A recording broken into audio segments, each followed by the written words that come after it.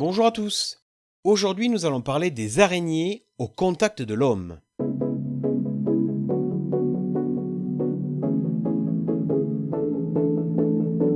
En milieu urbain, il est tout à fait envisageable d'observer des araignées, que ce soit sur une terrasse entourée de pots de fleurs, dans un arbuste, dans un jardin, sur une voiture garée dans un appartement ou dans une villa.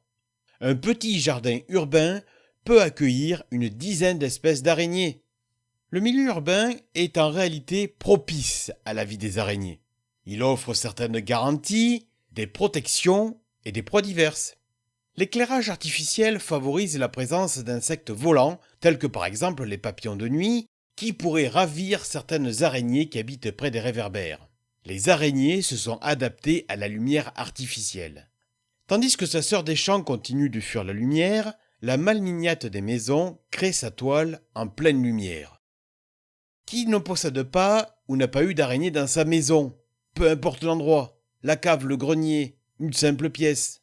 Diverses espèces peuvent habiter nos habitations, mais ce n'est pas toujours la même espèce, de la cave au grenier. En effet, des espèces sont bien connues comme la tégénaire des maisons, une araignée inoffensive qui se nourrit de mouches et de moustiques, ou Pholcus phalangioides, dans les caves, un hôte quasi permanent de nos habitations.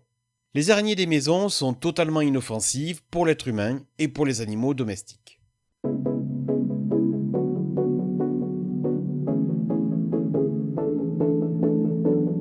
Le fait que les araignées soient présentes dans une maison, même si leur toile ne fait pas plaisir, ne fait pas propre, témoigne d'une maison saine. Les araignées ne vivent pas que dans des zones sombres et poussiéreuses, comme dans un grenier, une cave ou un recoin. Il y a une croyance répandue selon laquelle les araignées remontent les canalisations. Comment peuvent-elles supporter les flux d'eau ? En fait, si l'on aperçoit une araignée au fond d'une douche, d'une baignoire ou d'un lavabo, c'est juste qu'elle est tombée dedans. Elle est dans l'incapacité de remonter les parois lisses et glissantes parce que les extrémités de ses pattes ne sont pas adhésives. À la fin de l'été, les araignées semblent vouloir envahir nos maisons. Certaines se postent dans un coin, quand d'autres se déplacent partout pour explorer les lieux. En vérité, les araignées cherchent à s'abriter pour passer l'hiver, à l'image par exemple de certaines coccinelles ou punaises. Pour éloigner les araignées de chez soi, il y a des méthodes naturelles connues sous le nom de recettes de grand-mère, mais leur efficacité n'est pas toujours prouvée sur le plan scientifique. À notre connaissance, aucune publication ne démontre l'efficacité de telle ou telle astuce. Il est possible que certaines recettes soient plus ou moins efficaces, mais il est préférable de les tester pour se faire une idée. Il existe des astuces naturelles à base de marrons coupés en deux, de vinaigre blanc vaporisé, de bouquets de lavande, de poudre d'alun diluée, de morceaux de cèdre ou de menthe fraîche. Toutefois, il est judicieux de protéger les araignées, car il ne faut pas oublier que les araignées sont de grandes prédatrices d'insectes tels que les mouches et les moustiques.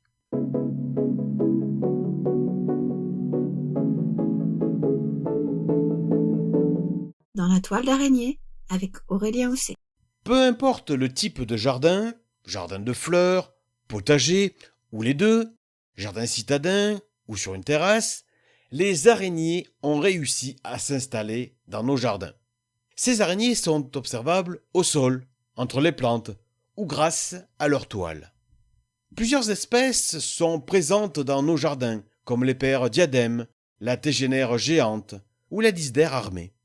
Les araignées jouent un rôle écologique évident dans la nature, tout comme elles le font dans nos parcs et jardins. De nombreuses araignées, comme les pères diadèmes, se nourrissent de larves de mouches, mais aussi de pucerons, d'acariens ou de thrips. Elles peuvent être considérées comme des auxiliaires du jardinier. Les implantations d'araignées peuvent être favorisées dans son jardin. Ainsi, pour les protéger, il ne faut pas couper les supports auxquels les toiles sont fixées. Il faut conserver dans son jardin quelques espaces d'herbes hautes. Il est également essentiel de préserver les différents cocons que l'on peut observer sur les arbres ou dans les herbes sèches. Il est enfin possible de multiplier les abris pour les araignées avec des tas de pierres ou de bois mort. Ainsi se termine cet épisode sur les araignées au contact de l'homme. La prochaine fois, nous parlerons des araignées dans la nature. À bientôt!